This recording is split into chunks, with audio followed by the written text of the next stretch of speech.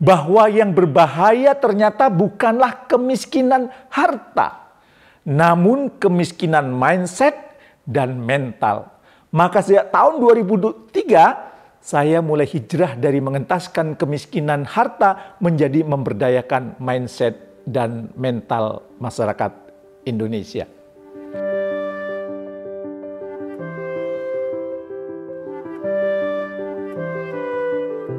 Assalamualaikum warahmatullahi wabarakatuh. Pada kesempatan kali ini saya akan bercerita tentang perjalanan hidup saya. Sejak kecil, orang tua saya berulang-ulang berpesan, hidup itu bukan tentang aku, tetapi tentang kita. Jangan hanya memikirkan tentang dirimu, tetapi juga memikirkan orang-orang di sekitarmu. Saat kamu hidup sukses, maka sukseskanlah orang-orang di sekitarmu. Saat kamu bahagia, maka bahagiakanlah orang-orang di sekitarmu. Pesan orang tua saya ini tertancap kuat dalam pikiran sadar saya maupun pikiran bawah sadar saya. Ya. Pesan tersebut saya rangkum menjadi satu kata, yaitu sukses mulia.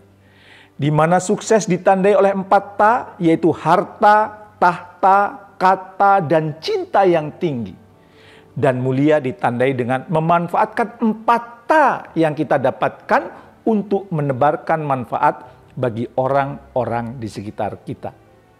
Saya sangat meyakini bahwa sukses mulia adalah kehidupan terbaik yang sangat layak kita perjuangkan.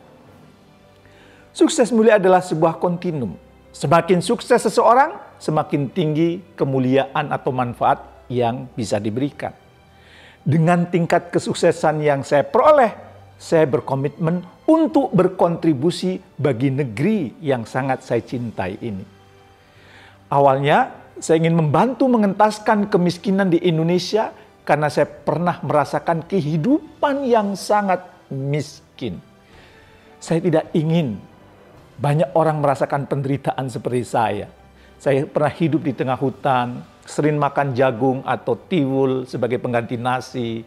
Makan tanpa lauk pauk adalah keseharian saya.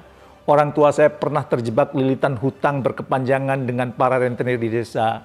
Sungguh kehidupan yang sangat menyiksa dan menjadi luka batin yang sangat lama dalam hidup saya.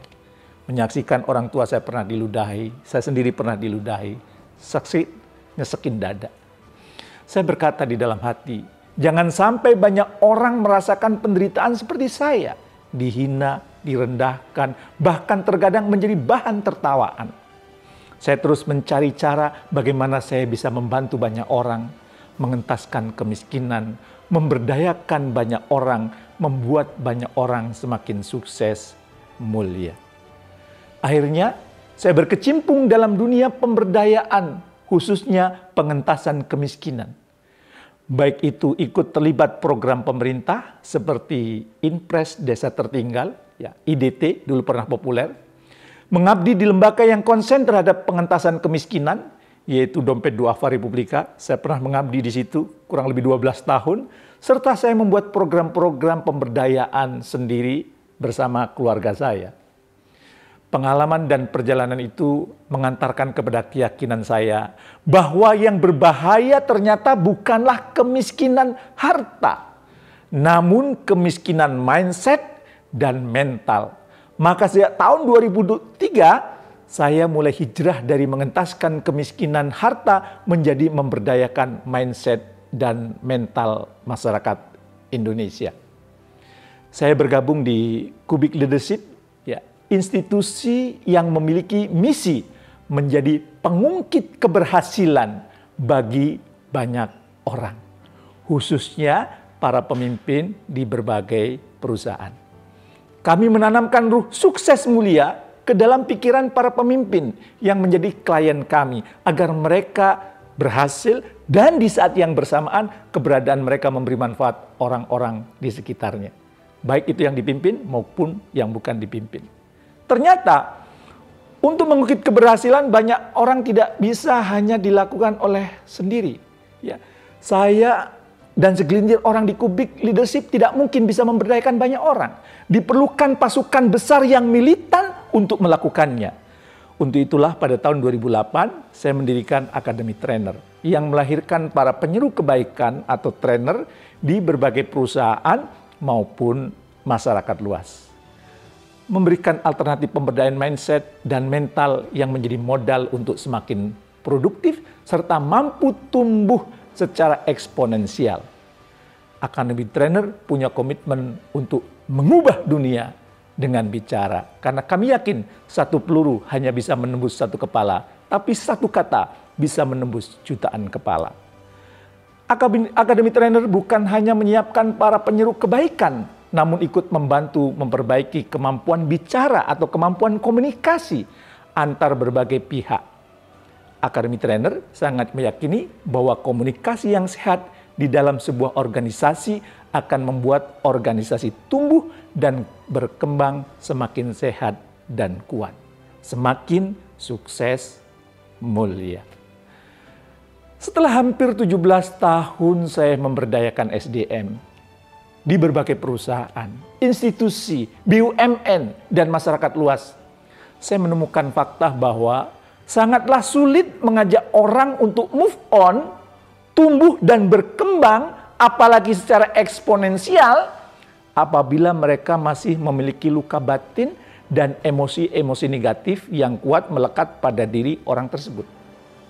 Ya, maka kita tidak boleh terjebak dalam hal-hal yang positif saja. Karena itu justru menjadi toksik. Dalam ilmu psikologi sering disebut menjadi toxic positivity. Merasa memberdayakan, merasa menolong orang lain, namun justru menjerumuskan orang, menyakiti orang, dan kemudian melemahkan orang.